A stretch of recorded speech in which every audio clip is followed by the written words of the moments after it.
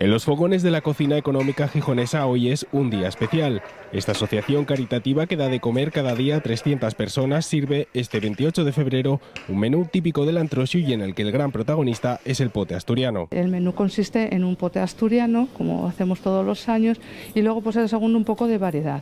Tenemos también en cuenta la gente que no come cerdo, pues también hacemos un menú para ellos. Y el segundo plato pues tenemos pollo, tenemos lacón como en plato asturiano, carne guisada, un poquito así variado. Y de postre, arroz con leche. Es su forma de sumarse a la celebración del carnaval en la ciudad y sacar de la rutina a los usuarios que habitualmente pasan por su comedor.